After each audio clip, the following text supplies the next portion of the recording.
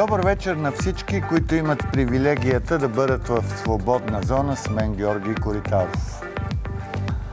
Днес е Никулден и може би е повод да поговорим малко по-необичайно за този празник. А какво е необичайното? Необичайното е, че ще се опрем на символиката на празника, за да поговорим за избора между журналистика и литература. А как ще се опрем на символиката на Никулденския празник?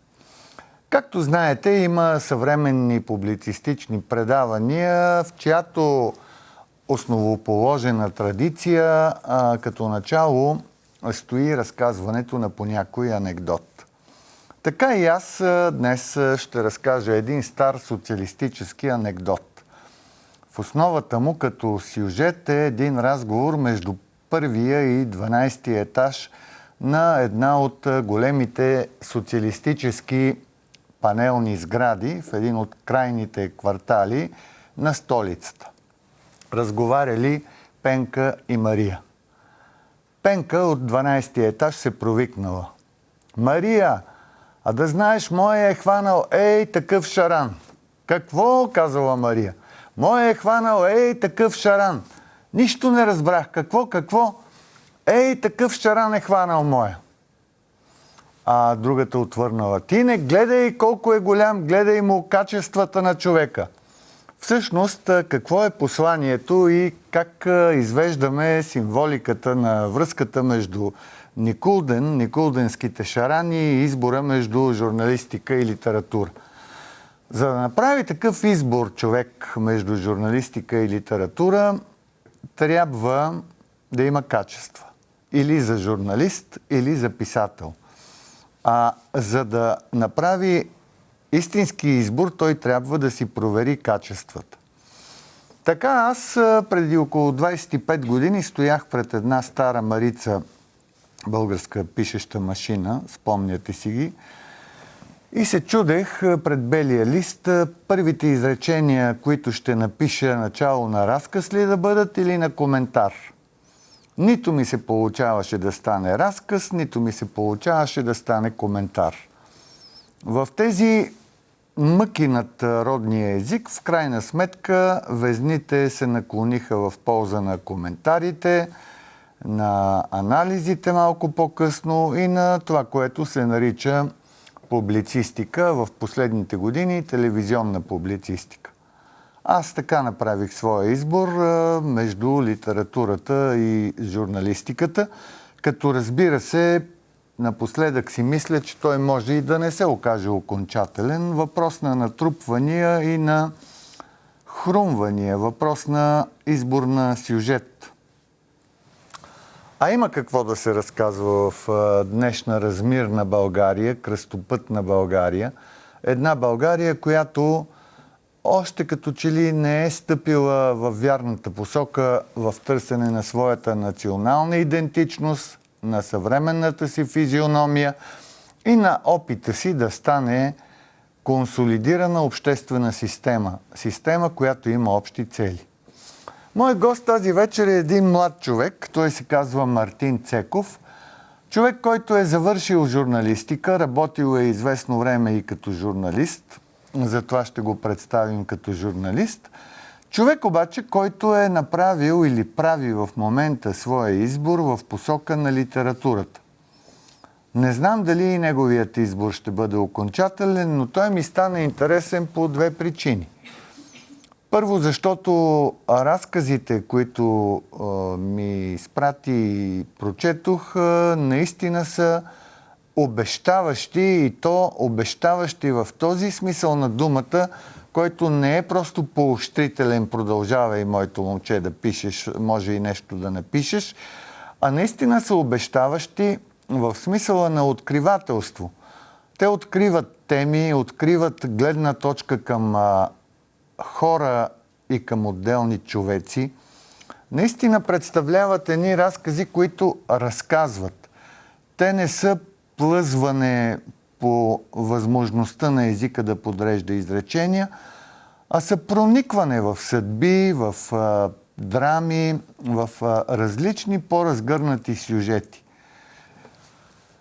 Този човек, Мартин Цеков, ми стана интересен и за това, защото завършвайки журналистика, при това на много престижни места, специализирал по-късно, учил магистратура в Съединените щати, той е имал и възможност да упражнява тази професия, при това в една много провокативна от гледна точка на журналистическото предизвикателство като професия среда в Грузия.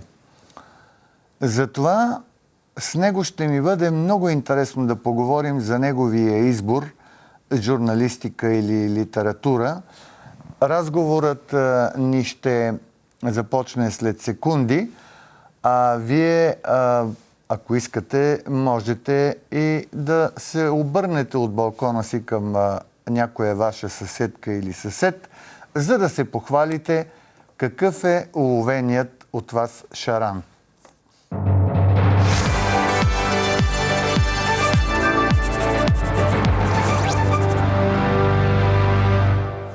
Добър вечер и добре дошли, казвам сега, на Мартин Цеков. Добър вечер. Как се приплъзна в този невероятен лабиринт на избора между журналистика и литература? Да знам, то малко стана естествено при мен. Не съм се замислил, честно казано, отутре съм писател или нещо такова. Просто имах нужда да разкажа някакви истории и това явно аз съм 30 години, някакси се натрупваше в мен, докато не стана точно сега, и те просто почнаха да излизат по някакъв начин. Не е имало нещо конкретно.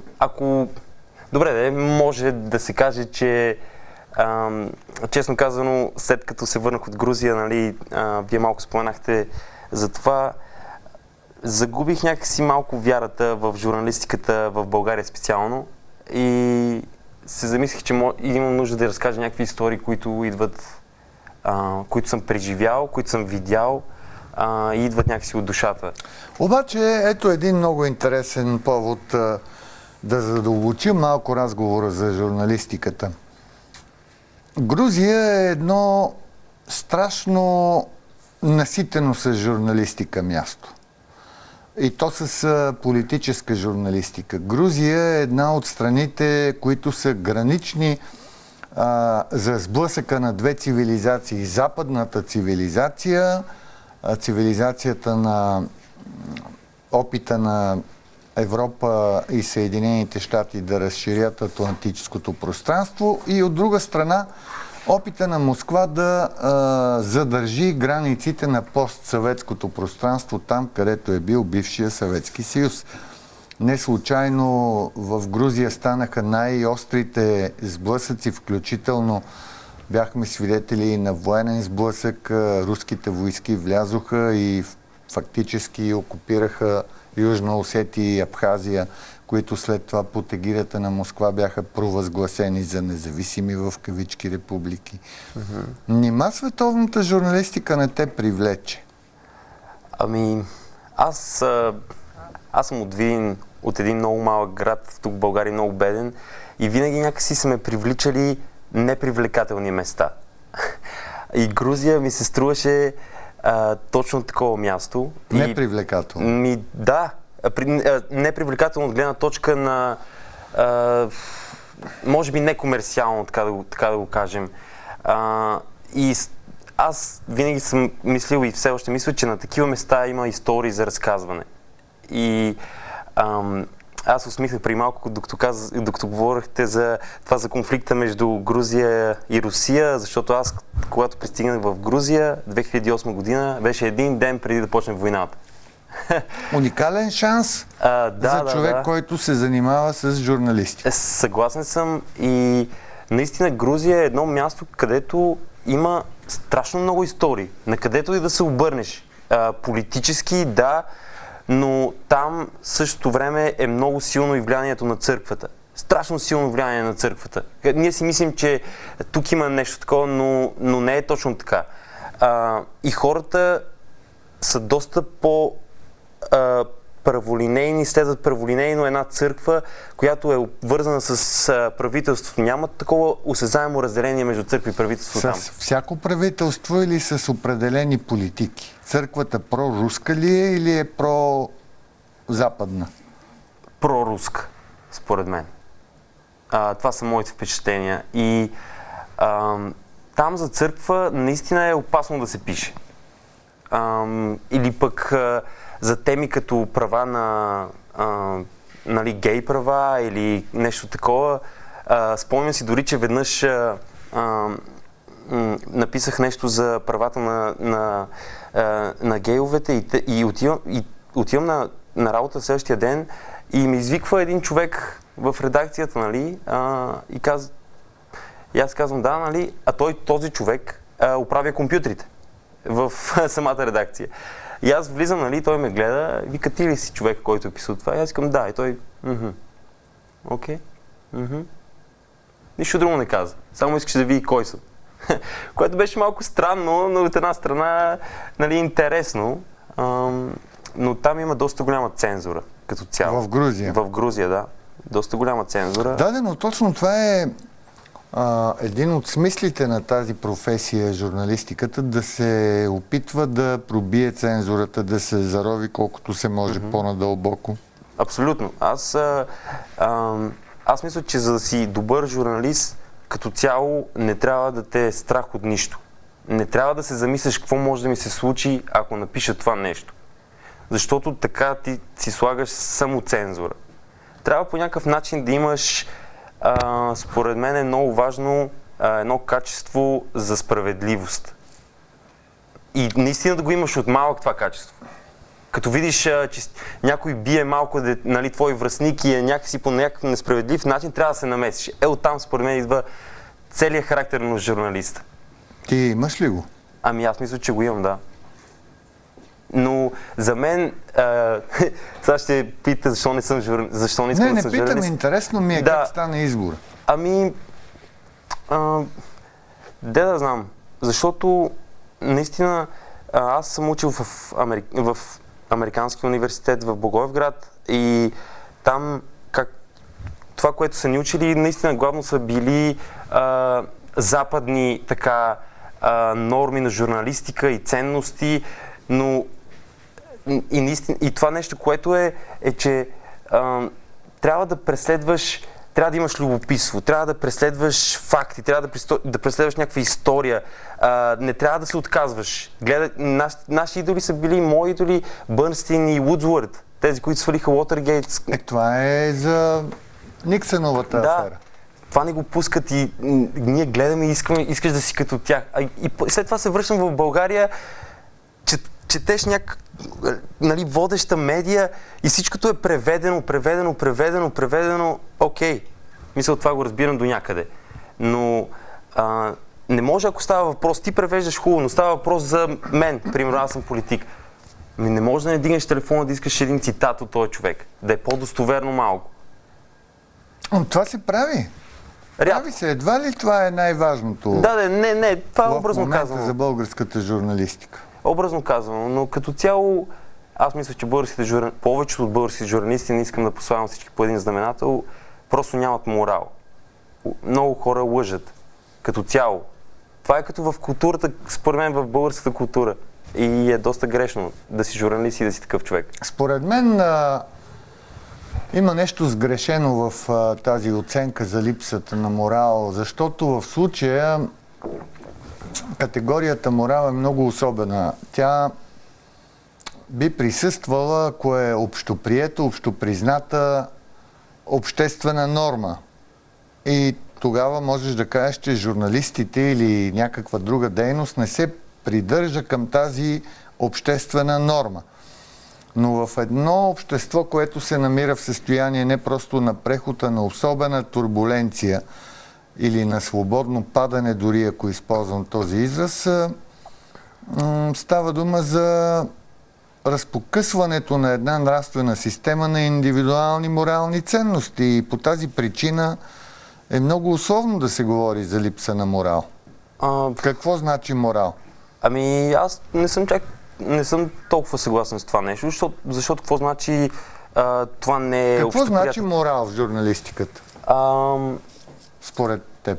Ами морала е някакси обвързан точно с това, с справедливостта по някакъв начин и наистина ти да изхождаш като човек от историята, за която пишеш, да речем. И морала е, някак да го кажем, да имаш морален компас и това какво значи е, че ти се стремиш, ако си журналист, да кажеш най-обективно, което наистина също е много обективно, няма обективно, но ако можеш да представиш един контекст на човека, който не знае, защото те, читателите, повечето не знаят тази информация, ти, която имаш като журналист. И ти трябва да им представиш една хубава картинка, за те да добият представа и да си кажеш, а не да им представиш едностранно нещата. Аз така си го представям. Учили ли сте нещо за журналистиката на Джордж Оруел? Да, разбира се, ние даваха ни да четем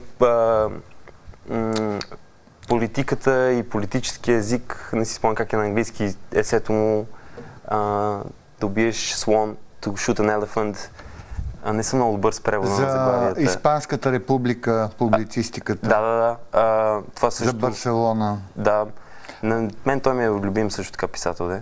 Ето, виждаш ли, писател и журналист. Хемингуей е същия случай. Да. Съгласен съм. Но, да, знам, Оруел, но това пак не е ли също свързано с времената? Мисля, тогава са били времена на идеологии, на много... Какво значи идеология? Идеология, това е всъщност обществено кондензирана, как да кажа, в концентриран вид ценностна система на един начин на мислене. Да, но все пак... Днес няма ценности, които могат да бъдат представени в такъв системен вид. Ами... И това е доста спорно, да знам. Има ли? Ако имаше толкова добри ценности, ние щеше и да сме на това дередже в момента. Не знам. Ориана Фалачи, например, изучавали ли сте я и като журналист, и като писател? Не. Изучавали сме Марта Гелхорн, като военен писател също така. Но честно казано, да знам, те толкова много... Войната във Виетнам също сме изучавали, Майкъл Хър като писател, да, Труман Капоти. Ето, например, точно така. Труман Капоти като някой, който е писател и журналист. И журналист. Да. Но да знам. И виждаш как тези две територии преливат една в друга. Журналистиката е страхотен кладенец за литературни сюжети, както и обратното би могло да те направи много добър репортер. Да, съгласен съм в това. Това моето по-скоро е някакъв личен избор, защото в един момент аз мисля, че съм имал достатъчно, не искам да казвам интересен живот, защото съм още прекалено млад, но имам някакви истории, които съм насъбрал в себе си. И имам чувство, че ако съм журналист или се занимавам с такова, няма да мога да ги разкажа по начин, по който искам. И затова моето осъзнат избор, че искам да ги разказвам като разказ, където аз съм си цензурата или редактора. Да не би това да те прави по-спокоен? Да, доста по-спокоен, наистина. Когато е разказ. Защото всичко е под твой контрол, докато другата дейност не е изцяло под твой контрол. Да, абсолютно. Аз съм малко и много не обичам думата бунтар, но не обичам да имам отгоре шапка, някой да ме контролира. Дори редактор или... И може би затова не съм се задържал дълго време на една позиция. Както казва един писател, или ме уволняваха, или аз си тръгвах. Или си тръгвах, или ме уволняваха. Ще поговорим и за това. Тук може би да направим пауза за реклами и ще се върнем в студиото.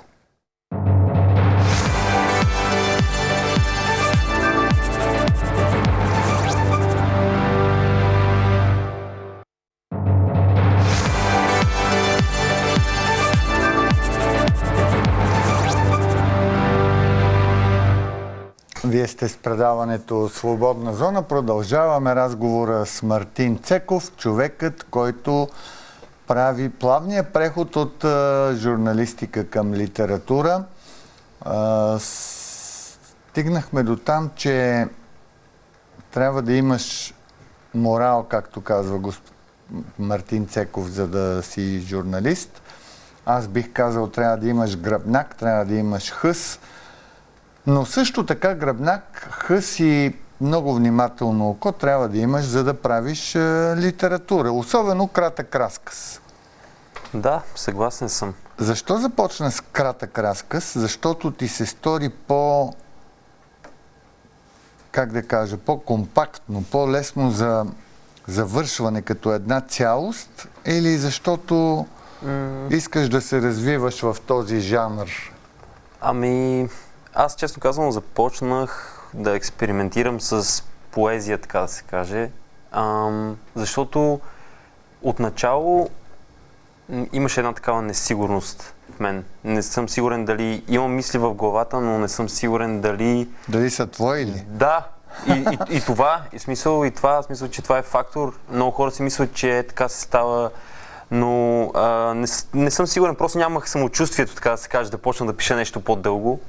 И почнах лека по лека с поезия, да експериментирам едно изречение, две изречения. Каква поезия? Бял стих или в някаква римувана форма? Това е смешно, че аз не обичам поезия по принцип.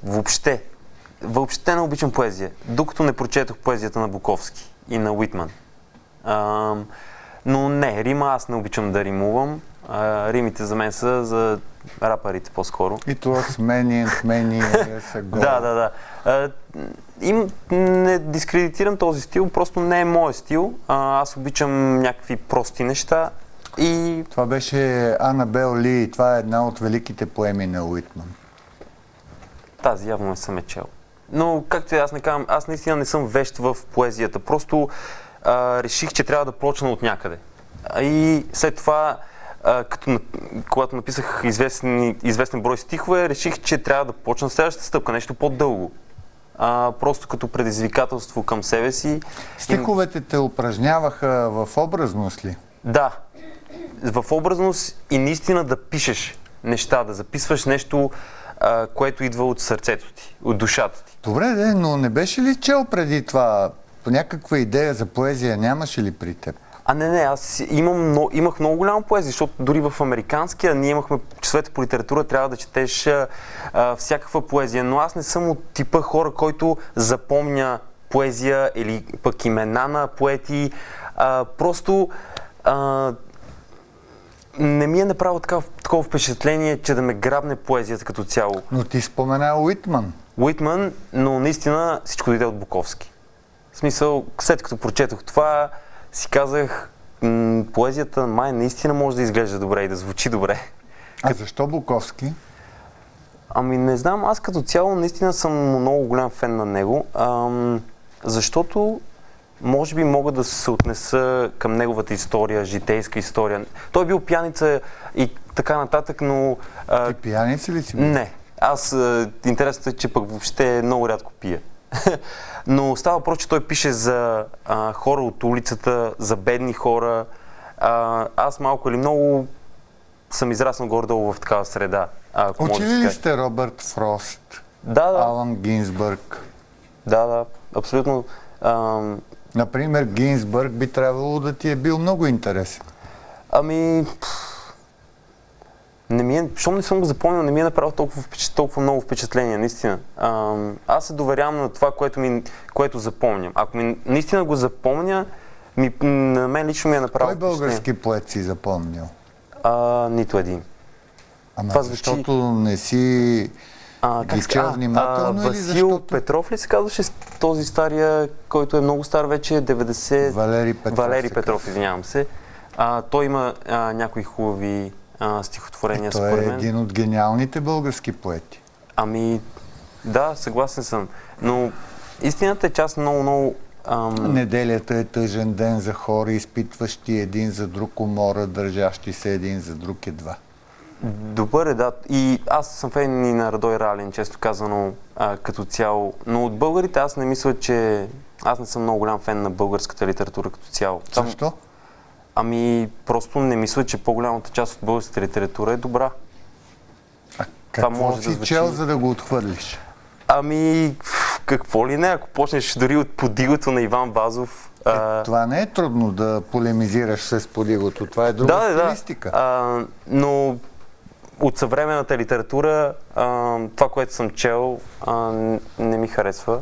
Какво си наистина, може би сте прав, не съм чел чак толкова много неща. Тогава защо казваш, че не струва?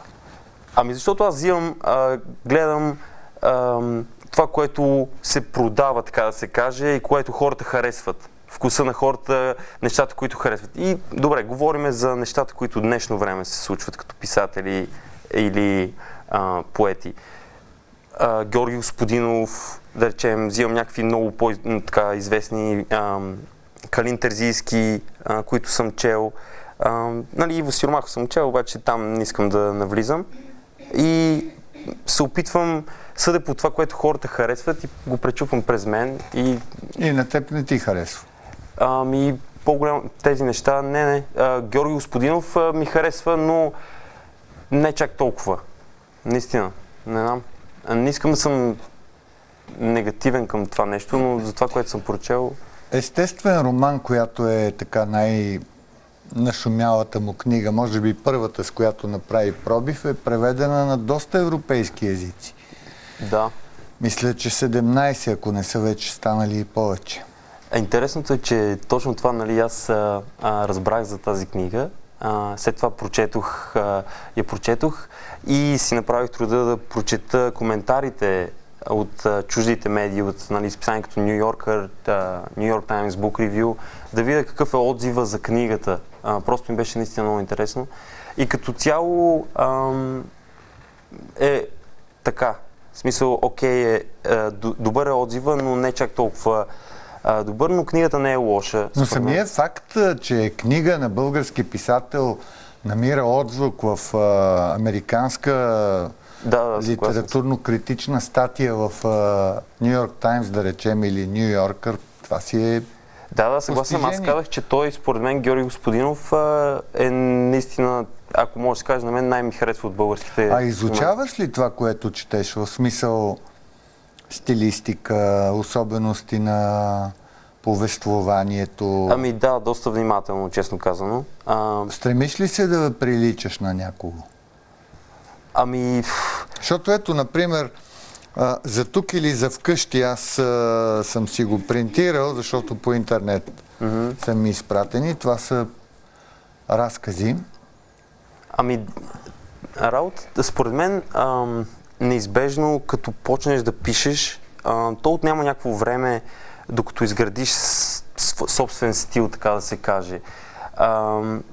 Аз 100% приличам на някого. Но знаеш ли на кого? Ако приличам на някой, сигурно ще е на Джон Фанти или на Буковски. Защото те по някакъв начин... Са ти влияли? Да. Аз мисля, че това е окей, това е нещо нормално, защото наистина отнема време. Ако, да речем, талантът ти е да пишеш, то не става така. Просто това е една такава лична борба, да изграждане и стремеж, писане, да си изградиш собствен стил. Това не е лесно. Все още можеш ли да кажеш или не, че си изградил собствен стил? Не мога. Стила се гради с време, според мен, и това би било наистина смешно, ако кажа, че аз имам някакъв стил, при положение, че тепърва започвам да се отдавам на такава литература.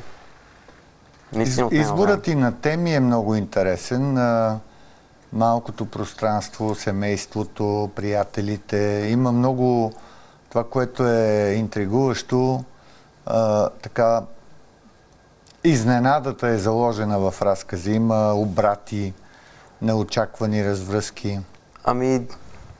Да, знам. Това са някакви неща около мен. Интересно е, че никога не мисля, при мен както работят нещата, никога не мисля точно как да се развие разказа. Да седна, преди това и да си кажа... Не мислиш ли?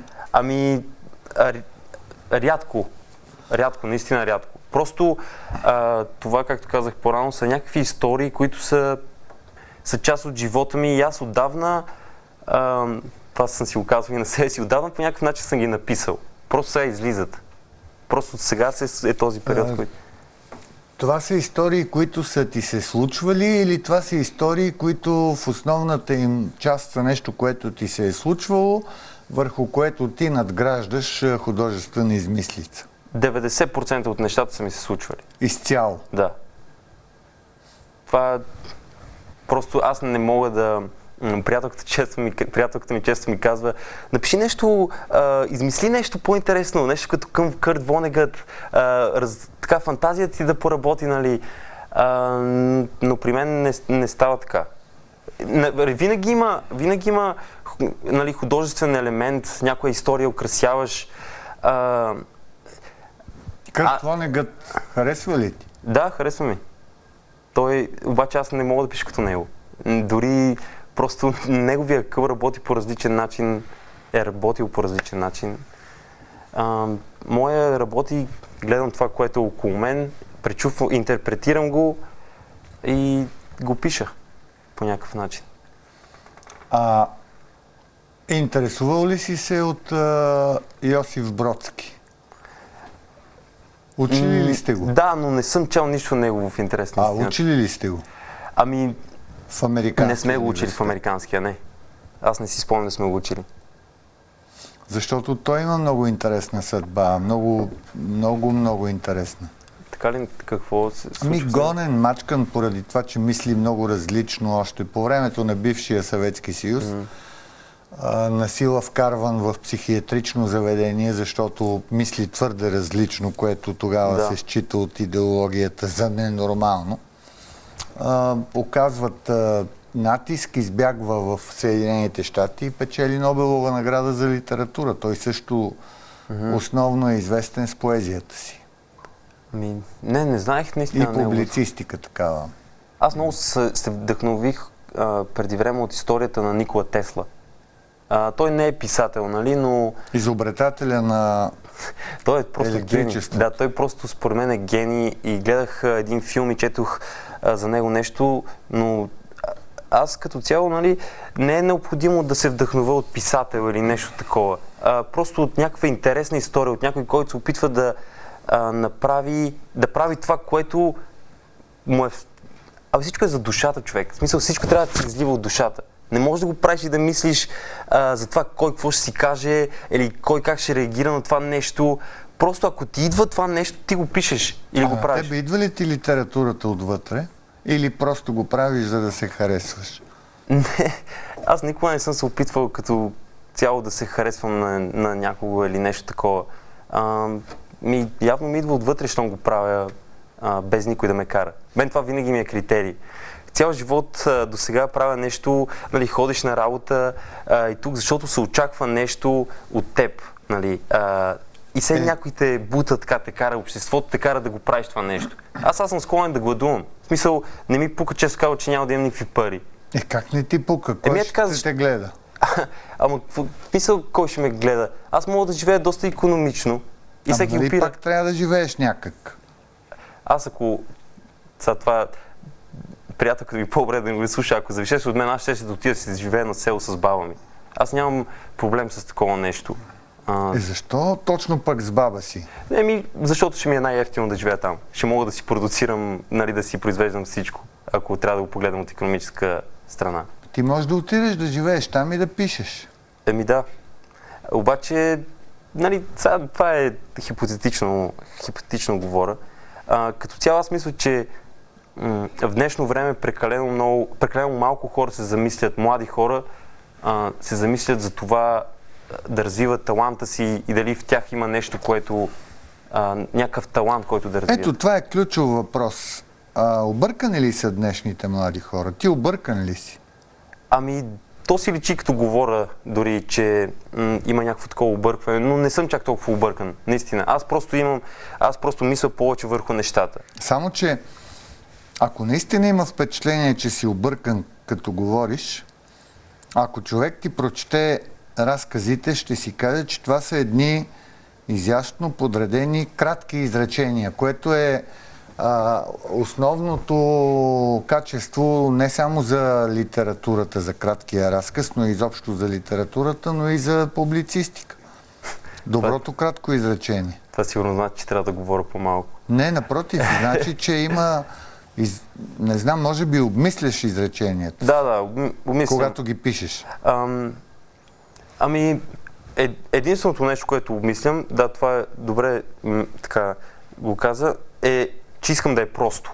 Ами то е просто смисъл, опростен изказ. Но това ми е единствения критерий като седна нещо да мисля.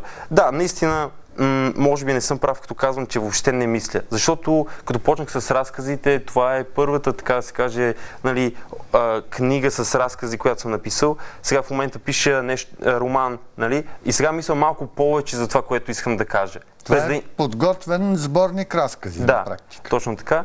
И сега мисля малко повече. Дори като вървя по улицата си мисля за нещо. И си вода с бележчица, нали, едно-две изречения, нали, какво точно искам да кажа. Но това може би е, както казах, развитието на стил и начин на мислене за нещата. Само, че ти си много странен човек, защото нещо, което ще бъде интересно за нашите зрители да чуят, кое е първото образование, което си започнал? Ами, персийска филология. Персийска филология. Да. Колко време беше там? Една година? Ами не, по-скоро Семестър? Семестър и малко от втория семестър. Трябва да съм честен. Ами, мислил ли си, че след години може да си кажеш как можах да не завърша персийска филология? Какво богатство изпуснах? Ето аз, ако съм си мислил, ще го завърша сигурно. Не съм си мислил. Аз по-скоро си мисля как да се отърва от учението. Как да се махна. Ти се учиш ли? Не, въобще не ми се учиш. Аз като цяло, сега като се замислям, нали, назад във времето, как е протекло моето образование, нали, нещата, не мисля, че много от децата са готови да ходят в университет след гимназията веднага. Тук в България ли? Или въобще? България, да кажем, защото съм българин, нали, имам впечатление от българската Защо среда. мислиш така? Кое ги обърква? Не знаят какви искат да станат. Да, точно така. Образованието ли ги обърква? Основно и средно образование. Объркват ги, според мен, не говоря за всички като по този знаменател, но според мен ги объркват семействата им по някакъв начин. Това трябва да дойде от родителите насоката малко или много. Защото това, което се случва с моите приятели, се е случило, е, че повечето завършиха публична администрация, защото беше модерно тогава и сега работят като в кол-сентър. И така се пропилява, според мен, време дори и ресурси на хората, само за да имат диплома. Аз не мисля, че това въобще е важно. Толкова важно да имаш диплома на всяка цена. Какво точно би искал да бъде различно, когато се търси таланта на един млад човек? Как биха могли да го открият? Например, кой е трябвало да открие твоите дарби, ако не ти самия?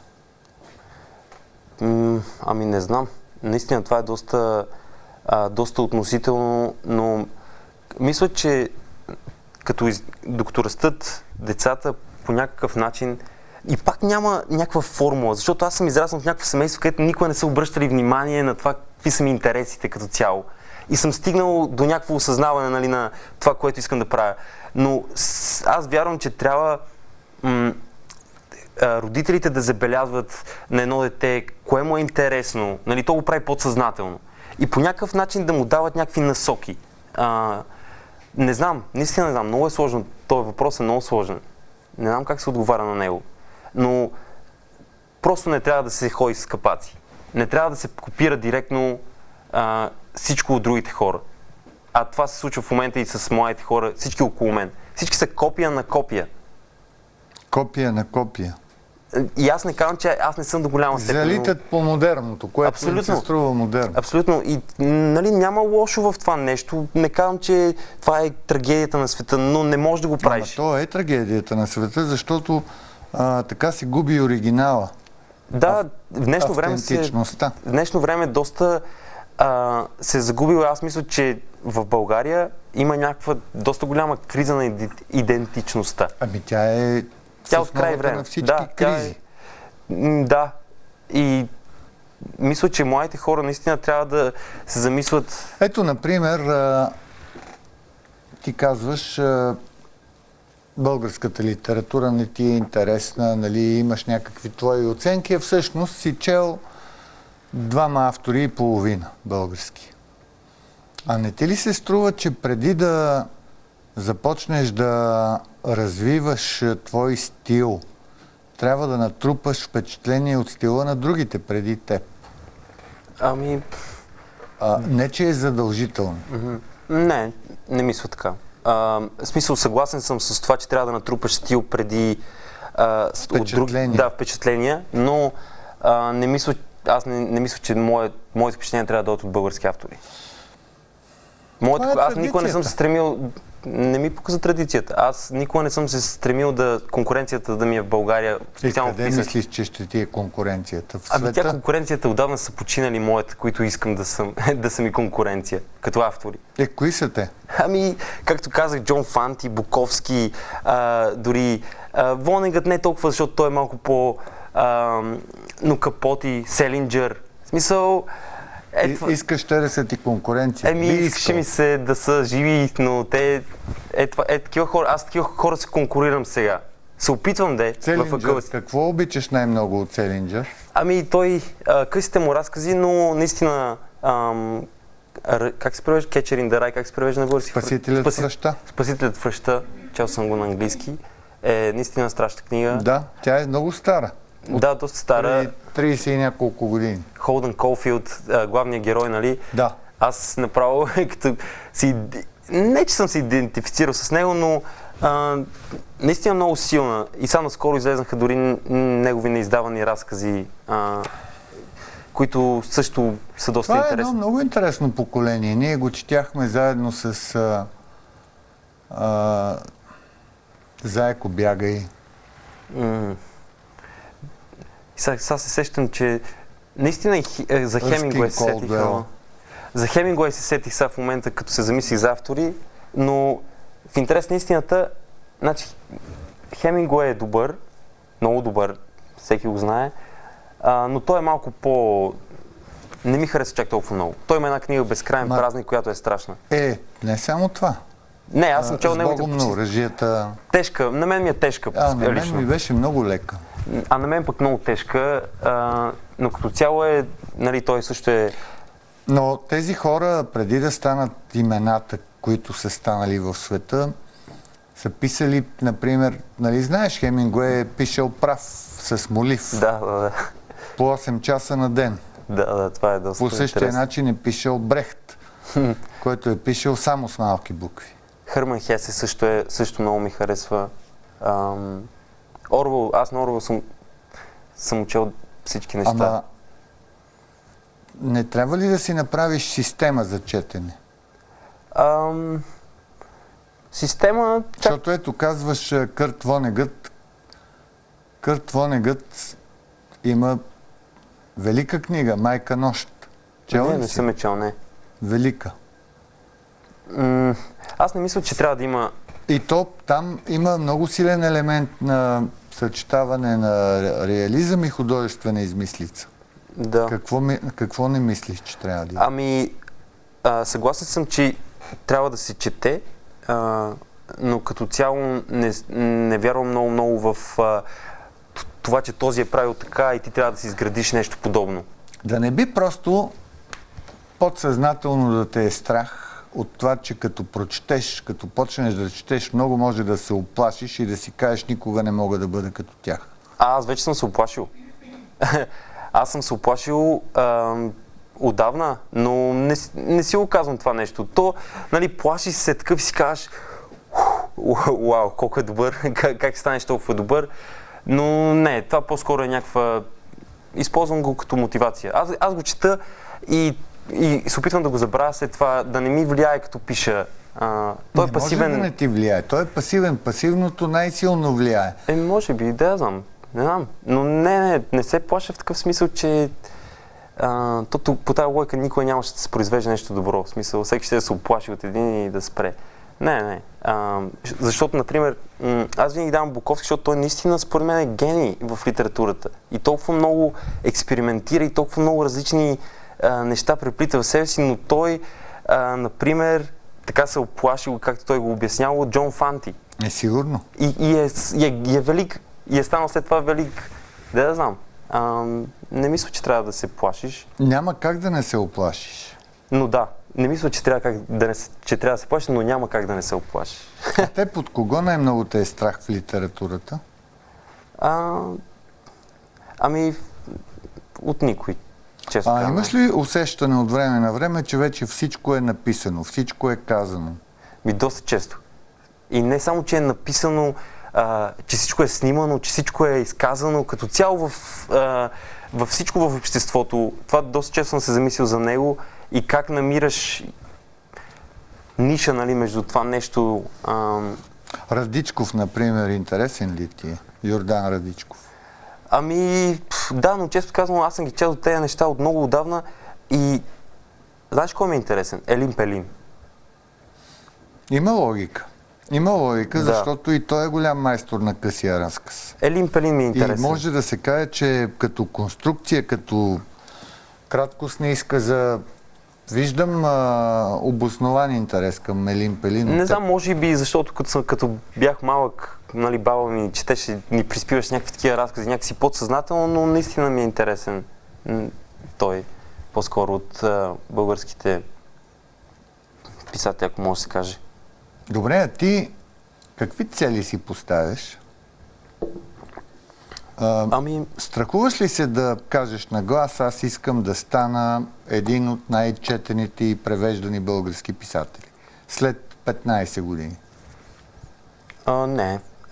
Но по принцип не вярвам, че трябва много човек да говори за целите си. Трябва това да се показва в това, което пише. Да. Аз мисля, че хората, и това е един от проблемите според мен на младите днес, е, че те имат прекалено голямо самочувствие.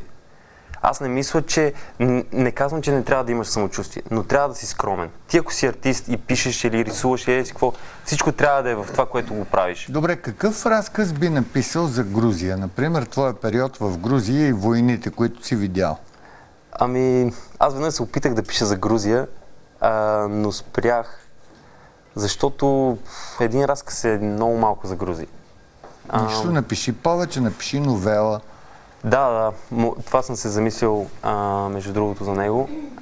Но Грузия наистина е много... Трябва да се види за хората, за да разберат. Ние хем си приличаме с тях, хем не си приличаме по някакъв начин. Начинът, по който си приличаме с тях, според мен е, че сме така гостоприемни, може би... А в какво се различаваме? С това, че ние не сме единни. Според мен грузинците са много по-единни. Обединени, така да се каже. Ние въобще не сме такива хора, според мен.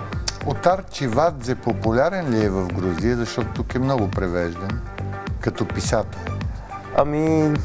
Не ми е правил впечатление, честно казвам. Моят проблем беше, че аз съм българин, нали, и като отида в Грузия и някой като разбере, че съм българин, почва да ми говори на руски. Това е нормално, нали, но това някакси не ми позволи да науча езика на много добро ниво. Колкото само разговорно го знам грузинския. Нали. Всички като им кажеш, че си българин, Тодор Живков. Това беше в бакалията, да, имах това в 2008 година. Да, абсолютно. Това е нещо, което свързват в България, често казано. И всички почват да ми говорят на руски и предполагат, че аз знам руски. Аз разбирам, но кимам и се усмихвам и това е горе-долу. Добре, пиши, старай се и след време един Господ знае в какво качество пак ще се появиш по телевизията. Желая ти успех. Това бе моят разговор с Мартин Цеков, един човек, който е завършил журналистика, но е направил своя избор в полза на литературата. След няколко минути останете с новините на TV+ и с девиза на предаването ни "Пещерата прави свободата".